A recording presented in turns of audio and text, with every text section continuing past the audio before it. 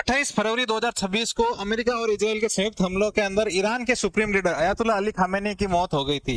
इस मौत के बाद अब जब वापस पीस डील हुई है, तब ईरान की सरकार ने 6 दिवसीय है वो राजकीय शोक घोषित किया है और आज के अंतिम संस्कार है इनका किया जा रहा है, जहाँ पे दुनिया भर के बड़े दिग्गज है वो मौजूद हुए हैं। लेकिन एक नाम जो सत्ता के उत्तराधिकार का सबसे प्रमुख दावेदार माना जा रहा है, वो इस पूरे जो है सभा में से गायब था। आखिर उसका नाम क्या है? तो उनका नाम है मुज्तबा अली खामेनी। ठीक है, तो ये देखो महज एक प्रोटोकॉल था या फिर कोई एक बड़ी समस्या है या फिर कोई एक बड़ी चिंता को संकेत करता है कि वो उपस्थित है वो क्यों नहीं थे। तो अपन इस क्लास के अंदर है वो ये देखेंगे कि भाई वो कहाँ थे, क्या है उनकी स्थिति थी, और जो उनका अंतिम संस्कार का जो 6 दिवसीय प्रोग्राम है उसके बारे में अपन एक ओवरव्यू करने का है प्रयास करेंगे। तो देखते हैं अपन। देखो ये यहाँ पे एक बहुत बड़ी भीड़ दिख रही है, तो यहाँ पे लाल कलर के है वो झंडे लिए हुए हैं और ये ताबूत को लेके जा रही है। तेहरान के अंदर की भीड़ है, यहाँ पे लगभग 1 से लेके 1.5 से लेके 2 करोड़ लोग है वो यहाँ पे इकट्ठे हुए हैं और ये जो 6 दिन का राजकीय शोक है वो मनाया जा रहा है, उसमें तेहरान के अंदर शामिल हुए हैं। ठीक है, तो यहाँ पे देखो ये देखो जो लाल झंडा है ना, ये किसका प्रतीक है? ये एक विरोध का प्रतीक है, अमेरिका और इजराइल के खिलाफ है, उन बदले का प्रतीक है। यहाँ पे है ऐसे नारे लग रहे हैं, death to America, death to Trump, death to Israel. तो इस तरह के बदले की भावना के यहाँ पे लगातार है वो नारे लग रहे हैं। अपन और दूसरे इन्फोग्राफिक्स देख रहे हैं, तो यहाँ पे एक ग्रैंड मिसाइल नाम की जो मस्जिद है वहां पे ये पूरा यहाँ पे काफिला ये चल रहा है। तो यहाँ पे अयतुल्ला अली खामेनी की यहाँ पे फोटो लगी हुई है। अयतुल्ला अली खामेनी मैं आपको बता देता हूँ कि ये ईरान के दूसरे सुप्रीम लीडर है। पहले सुप्रीम लीडर थे रोहिल्ला खामेनी, दूसरे सुप्रीम लीडर है अयतुल्ला अली खामेनी, तो और तीसरे सुप्रीम लीडर जो अभी घोषित किए हैं मुज्तबा खामेनी। ठीक है, तो इनकी यहाँ पे 28 फरवरी 2026 को हमले में मौत हो गई। तो यहाँ पे 6 दिन का राजकीय शोक चल रहा है। यहाँ पे बहुत सारे लोग हैं, करोड़ों की जो संख्या में लोग यहाँ पे इकट्ठे हुए हैं। ठीक है, और दूसरे अपन इंफोग्राफिक्स भी देखते हैं। यहाँ पे देखो सरकारी आंकड़ा ये बताया गया है कि 1.5 से 2 करोड़ लोग है वो शामिल हो रहे हैं इसके अंदर, और 70 लाख से अधिक लोग है वो एक ही रात के अंदर मेट्रो में यहाँ पे सफर कर चुके हैं। तो मतलब इसका बताने का मतलब ये है कि कितने सारे लोग है वो इनके जो अंतिम संस्कार में शामिल हो रहे हैं। यहाँ बहुत सारी व्यवस्थाएं भी की गई है, तो मेटल डिटेक्टर सबकी जांच हो रही है। ठीक है, और वहां पे मेडिकल की फैसिलिटी उपस्थित करवाई गई है, और सबको गर्मी से बचाने के लिए यहाँ पे ठंडे पानी का छिड़काव कर रहे हैं, मुफ्त पानी और जो है भोजन की व्यवस्था यहाँ पे करवाई जा रही है। अब देखो अपन और भी इंफोग्राफिक्स इसमें देखते हैं, विजुअल्स देखते हैं, तो कितने सारे लोग यहाँ पे इकट्ठे हुए हैं। ये जो मस्जिद है ग्रैंड मोसाल, उसके बाद ये और इंफोग्राफिक्स इसका देखते हैं। अब देखो जो ये अंतिम यात्रा है वो निकाली जाएगी, लगभग 6 दिवसीय ये पूरा प्रोग्राम है, तो उनमें से अलग अलग जगहों से ये यात्रा निकाली जाएगी। तो सबसे पहले 5-6 जुलाई को तेहरान के अंदर ये प्रोग्राम आयोजित किया गया। इमाम खुमैनी ग्रैंड मिसाल के अंदर प्रार्थना स्थल है वो आयोजित की गई थी। यहाँ पे सबसे ज्यादा लोग है वो इकट्ठे हुए हैं। उसके बाद है वो 7 जुलाई को कोम नाम का शहर है ईरान का, जो एक शिया समुदाय का एक सेंटर है, तो यहाँ पे है विशेष प्रार्थना आयोजित की जाएगी। उसके बाद है वो 8 जुलाई को इराक के अंदर, क्योंकि इराक के अंदर भी शिया समुदाय रहते हैं। ठीक है, तो शिया की एक विशेष आस्था है वो ईरान के जो सुप्रीम लीडर में रही है। ठीक है, तो वो भी उन्होंने भी प्रार्थना स्थल है वो आयोजित किया है। हवाई मार्ग से वहाँ पे है वो पवित्र जो शिया शहर है नजब है, करबला तो आपने नाम सुना ही होगा, करबला का मैदान। ठीक है, जहाँ पे आप ताजिया मनाते हैं ना, ताजिया के अंदर जो हत्या हुई थी जिनके जो वहाँ पे लीडर थे शिया समुदाय के, ठीक है, तो वो करबला का मैदान था। वो कहाँ पे है? इराक के अंदर है। तो वहां पे भी इनकी है वो यात्रा निकाली जाएगी, प्रार्थना रखी जाएगी। उसके बाद है वो 9 जुलाई को मसद नाम का शहर है, जहाँ पे अयतुल्ला अली खामेनी का जन्म हुआ था। तो अंतिम संस्कार भी इनका वहीं पे किया जाएगा। अंतिम संस्कार को उर्दू में क्या कहते हैं? सुपुर्द खाक। तो वहां कहाँ पे किया जाएगा? 9 जुलाई को किया जाएगा, और मसद नाम का शहर है ईरान के अंदर, वहां पे किया जाएगा। तो ये पूरा ये ट्रैक है जहाँ पे अंतिम यात्रा है इनकी निकाली जाएगी। ठीक है, अब देखो सबसे बड़ा सवाल क्या है? सबसे बड़ा सवाल यह है कि इस अंतिम यात्रा के अंदर इनके जो नए सुप्रीम लीडर है मुज्तबा अली खामेनी वो उपस्थित नहीं रहे हैं। तो अयतुल्ला अली खामेनी के बाकी जो पुत्र है वो इसमें शामिल हुए हैं। तो मुज्तबा क्यों शामिल नहीं हुए, उसके कुछ जो कारण है वो यहाँ पे दिए गए हैं कि क्या क्या कारण हो सकते हैं। तो सबसे पहले तो एक शारीरिक आघात यहाँ पे उनको पहुंचा है। जब 28 फरवरी को हमला हुआ था तो मुज्तबा भी उस हमले के अंदर घायल हो गए थे, तो उनका है वो फेस भी काफी गंभीर रूप से घायल हो गया था। ठीक है, और वो गंभीर रूप से घायल हुए हैं। ठीक है, और उनके पैरों के ऊपर भी गंभीर चोट लगी है। तो अभी वो पूरी जो जनता है उसको फेस नहीं करना चाह रहे होंगे, ऐसा हो सकता है। ठीक है, तो ये राइटर्स की रिपोर्ट में इन्होंने बताया कि उनका चेहरा है वो बुरी तरह से विकृत हो गया है। फिर है वो सुरक्षा खतरा भी है। इजराइल लगातार धमकी दे रहा है कि हम जब भी वो मिलेंगे उनके ऊपर हमला करेंगे, उनको मार देंगे। ठीक है, फिर ट्रैकिंग का डर भी है कि सार्वजनिक आयोजन स्थल में यदि आएंगे तो जिस वाहन से आते हैं उस वाहन को ट्रैक किया जा सकता है, उनकी एग्जैक्ट लोकेशन है वो पता हो सकती है। जब मोसाद और सीआईए को यदि पता चल जाएगी लोकेशन, तो उनके ऊपर कभी भी हमला है वो किया जा सकता है। तो ये कुछ समस्या है, इस वजह से है वो मोजबा अली खामेनेई है वो अंतिम यात्रा में शामिल नहीं हुए हैं।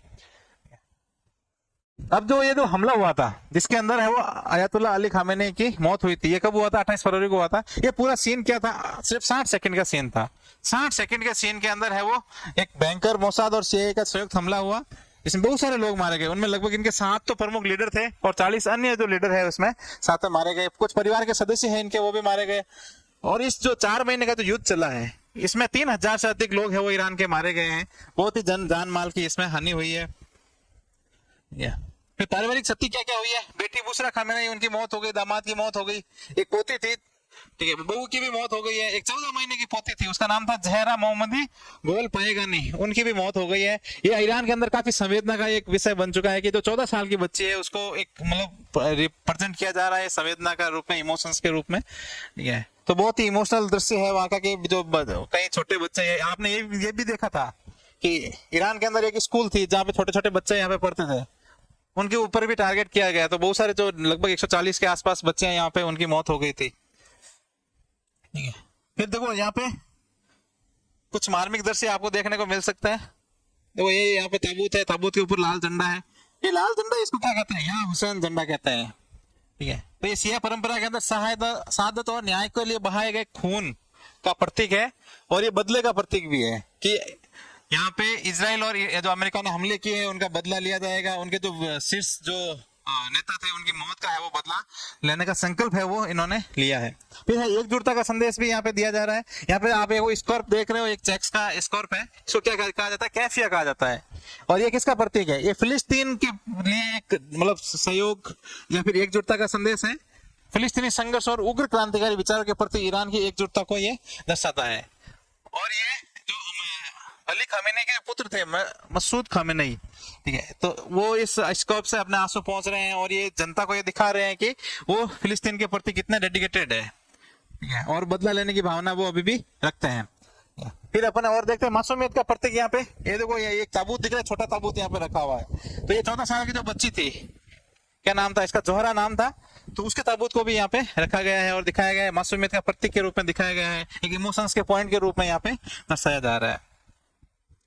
तो यहाँ पे प्रतिशोध दिखाया जा रहा है, यहाँ पे एकजुटता है अमेरिका इजराइल के खिलाफ है वो दिखाई जा रही है, एक इमोशनल पॉइंट है वो बनाया गया है ताकि है वो जनता है वो एकजुट हो सके और ईरान के शासन को और ज्यादा मजबूत है वो बना सके। तो शक्ति के बीच भय भी है, इतने सारे 1.5 से लेके 2 करोड़ लोग यहाँ पे आ रहे हैं, ठीक है, तो वहां पे कुछ कैजुअलिटी होने के चांस भी है। एक जर्मनी का एक अखबार है, उसका नाम है डी वेल्ट, तो उसने खुलासा किया है कि ईरान की जो सरकार है उन्होंने लगभग है वो 1500 से 3000 कब्रें वहां पे खोद रखी है, ठीक है। उस एक कब्रिस्तान का नाम है बहिश्ता ए जहरा, वहां पे 1500 से लेके 3000 कब्रें खोद रखी है। क्यों खोद रखी है? क्योंकि लगभग 1.5 से लेके 2 करोड़ लोग यदि तेहरान के अंदर आएंगे तो वहां पे बहुत सारी भगदड़ मचने के चांस भी रहेंगे। गर्मी बहुत ज्यादा है, गर्मी से भी लोग घायल हो सकते हैं, मेडिकल सुविधाओं के अभाव में भी लोग है वो मर सकते हैं, ठीक है। तो उनको है वो जल्दी से जल्दी कब्रों के अंदर है वो डाल दिया जाएगा और मामला है वो ज्यादा हाईलाइट होगा नहीं, ठीक है। तो गंभीर चिकित्सा, आपातकाल और जानमाल के नुकसान के निपटने के लिए भी सरकार ने स्पेशल यह यूनिट यहाँ पे बनाई है। अब भारत की तरफ से कौन सा प्रतिनिधि मंडल वहां पे पहुंचा है? क्या गया है कोई प्रतिनिधि मंडल? तो हाँ, भारत की तरफ से एक प्रतिनिधि मंडल गया है, एक डेलीगेशन, हाई लेवल का डेलीगेशन गया है। उसमें कौन कौन मेंबर है? एक तो है पवित्रा मार्गरेटा, विदेश राज्य मंत्री है, ये इनकी फोटो आप देख सकते हैं। फिर है दूसरा है लेफ्टिनेंट जनरल सैयद अता हुसैन, तो ये बिहार के राज्यपाल है, ये गए हैं। ये 2 लोग हैं वो ऑफिशियली यहाँ से गए हैं। और तीसरा जो महबूबा मुफ्ती है ये ऑफिशियली नहीं गई है, ये अपनी तरफ से गई है क्योंकि कश्मीर का शिया समुदाय से ये बिलोंग करते हैं, इनकी आस्था ईरान के सुप्रीम लीडर में है और वो अपनी एकजुटता उनके शिया समुदाय के लिए दिखाने के लिए वहां पे पहुंचे हैं, ठीक है। तो भारत ने अपना जो है नैतिक समर्थन है वो ईरान को दिया है, ठीक है, और भारत ने किसी भी तरह का विरोध प्रदर्शन वहां पे नहीं किया है। बल्कि देखो अमेरिका के दबाव में 13 देशों ने वहां पे है वो वापस उन्होंने जो विदाई समारोह में जाने का जो प्रोग्राम था वो वापस ले लिया। तो भारत, देखो भारत की विदेश नीति हमेशा स्वतंत्र रही है, तो भारत किसी भी दबाव में काम नहीं करता है। भारत हमेशा अपने राजनीतिक हित, आर्थिक हित के हिसाब से है वो कार्य करता है और अपने जो पारंपरिक संबंध है उसको हमेशा बनाए रखने का प्रयास है वो करता है। अब वहां पे देखो इतना बड़ा प्रोग्राम हुआ है तो ऐसा तो है नहीं कि वो सबको शांति से हो जाएगा, ठीक है। तो ट्रम्प भी कुछ बोलेंगे, ट्रम्प बिना बोले रह नहीं सकते, पश्चिमी मीडिया भी कुछ बोलेगा, पश्चिमी देश है वो भी कुछ बोलेंगे। तो अपन देखते हैं देखो किसने क्या क्या बयान है वो यहाँ पे दिया है, ठीक है। तो ट्रम्प ने मतलब ट्रम्प की तरफ से अमेरिका के जो दबाव थे उसमें 13 देशों ने वहां पे जो भागीदारी वापस ले ली, उसमें से यूरोप, अफ्रीका, खाड़ी और पूर्वी एशिया के जो कुछ देश थे, ठीक है। पर ट्रम्प ने कुछ है वो धमकियां भी दी है, तो उन्होंने कहा कि हम वन शॉट के अंदर, मतलब एक सिंगल शॉट के अंदर ईरान की पूरी लीडरशिप को खत्म कर सकते हैं, जब चाहे तब खत्म कर सकते हैं। फिर उन्होंने ये भी कहा है कि जो आंसू आ रहे हैं जो नेताओं के, ईरान के नेता है या फिर लोग हैं, ये सब नकली है।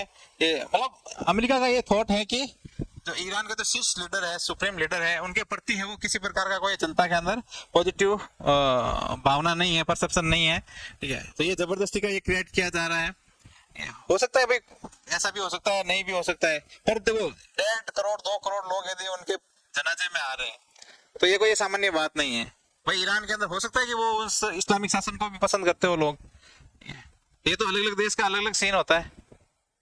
फिर ट्रम्प ने कहा कि 1 हफ्ते की छुट्टी है, हमने कर दी है, ठीक है। तो 1 हफ्ते तक जब तक है इनका वो राजकीय शौक चलेगा, हम किसी तरह का कोई हमला है वो नहीं करेंगे, ठीक है।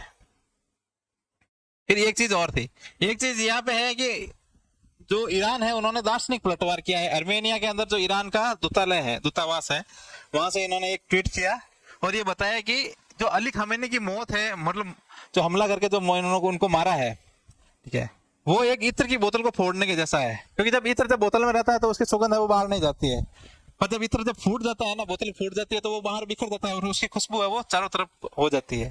तो उन्होंने वो इस तरह की सिमिलरिटी दिखाई और अपना एक है वो, मतलब एक दार्शनिक आधार है वो प्रस्तुत करने का प्रयास है वो ईरान की तरफ से किया गया। पर ईरान ने ये भी कहा है कि पश्चिमी देशों के पास है वो किसी तरह की सभ्यता नहीं है, संस्कृति नहीं है। ईरान के पास एक लंबी सभ्यता और संस्कृति रही है, एक इतिहास रहा है, ठीक है। तो पश्चिमी देश है वो इस चीजों को है वो ज्यादा समझ नहीं सकता है। ये किसकी तरफ से, ईरान की तरफ से है वो कहा गया है। अब है वो न्यू जियोपॉलिटिकल रियलिटी क्या है, तो ईरान को कुछ है वो नुकसान भी है। नुकसान क्या है, एक तो लीडरशिप खत्म हो गई, ठीक है, तो शीर्ष नेतृत्व तो लगभग है वो शून्य हो गया है। फिर उनसे उनके उत्तराधिकारी गायब है, ठीक है, अभी वो पब्लिकली नहीं आ रहे हैं, तो जो कॉन्फिडेंस है जनता के अंदर आना चाहिए वो नहीं आ रहा है, ठीक है। और युद्ध के अंदर लगभग 3000 से अधिक मौतें हुई है, बुनियादी ढांचे को नुकसान पहुंचा है, तो ये कुछ ईरान को है वो नुकसान हुआ है, ठीक है। फिर दूसरी तरफ कुछ फायदा भी हुआ है ईरान को, भू राजनीतिक लाभ है वो लेने का प्रयास है वो ईरान लगातार कर रहा है, ठीक है। अमेरिका की तरफ से उनको प्रतिबंधों से डील मिल गई है, ये तो नई जो पीस डील हुई है उसमें ईरान को है वो काफी डील दे दी गई है।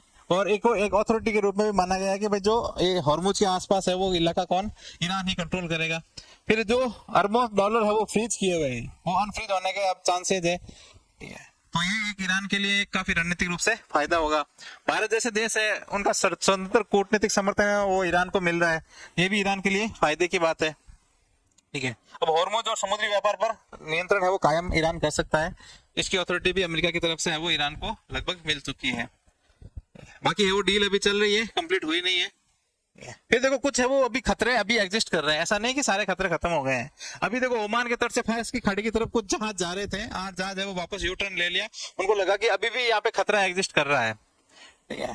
फिर ईरान की तरफ से जो ईरान के उप विदेश मंत्री है उन्होंने फ्रांस और ब्रिटेन को भी धमकी दी है कि भाई आप है वो यहाँ पे मिलिट्री इंटरफेयर जो हॉर्मुज के आसपास है यहाँ पे नहीं करें, क्योंकि ये हमारा इलाका है, ये ईरान का इलाका है, ईरान यहाँ पे जो चाहेगा वो करेगा, पश्चिमी देश यहाँ पे इंटरफेयर नहीं करे। फिर ईरान को कुछ रणनीतिक और आर्थिक लाभ है, और तेल कूटनीति है उसमें भी काफी सफल होता है वो दिख रहा है। उसका कतर के साथ है वो वापस समुद्री व्यापार है वो वापस स्थापित हो चुका है, ओपेक देशों ने है वो तेल जो उत्पादन है उसके जो गति बढ़ाने का घोषणा कर दी है, जिससे इंटरनेशनल मार्केट के अंदर ऑयल की जो कीमतें हैं काफी कम हो चुकी है। तो ये कुछ फायदे हैं वो ईरान को इसमें होने वाले हैं। अब अपन इसमें देखेंगे कंक्लूजन भाई क्या क्या है वो, किसको क्या फायदा हो रहा है, क्या नुकसान हो रहा है। तो सबसे पहले अपन देखते हैं नेतृत्व का संक्रमण काल का चल रहा है। अभी जो मुजबे खामेनेई है वो पूरी तरह से स्वस्थ नहीं है, वो पब्लिकली अभी नहीं आ रहे हैं, ईरान की जनता को अभी इतना कॉन्फिडेंस नहीं आ रहा है, अभी लीडरशिप है वो काफी खत्म हो चुकी है, ठीक है। तो अब ईरान के अंदर लीडरशिप तो कमजोर हुई है बेसिकली, वहां पे जान माल की भी हानि हुई है, 3000 से अधिक लोग यहाँ पे मरे हैं, इंफ्रास्ट्रक्चर डैमेज हुआ है, ठीक है। तो इसको भी अपन है वो इसको इग्नोर नहीं कर सकते ईरान की सरकार, ठीक है। तो फिर दूसरी तरफ है वो ईरान की सरकार लगातार जो ये चल रहा है पूरा सीन, जो राजकीय अंतिम संस्कार चल रहा है, 6 दिवसीय जो राजकीय शोक चल रहा है, उसके द्वारा क्या है शक्ति प्रदर्शन करने का प्रयास कर रही है कि जो 3000 मौतें होने के बाद भी, इतने हमले होने के बाद भी वहां का जो इस्लामिक शासन है वो इंटैक्ट है, अभी उसको कोई खतरा नहीं है, ये उनको कोई फर्क नहीं पड़ रहा है, ऐसा ये दिखाने का प्रयास है वो चल रहा है। पर कहीं ना कहीं जमीनी हकीकत से उलट भी हो सकती है कि भाई इस शासन है वो कमजोर हुआ है, कि उसको भी स्वीकार करने की आवश्यकता है, ठीक है। अब अभी तेहरान के अंदर तो शौक चल रहा है, पर अभी लेबनान के अंदर हमले चल रहे हैं इसराइल के, तो अभी तक पूर्ण शांति है वो स्थापित नहीं हुई है। तो पहले तो पूर्ण शांति स्थापित करने की जरूरत है। फिर जो देखो संसद के अध्यक्ष है, ईरान की जो संसद के अध्यक्ष है उनका नाम है मोहम्मद बाकर गालिबाफ।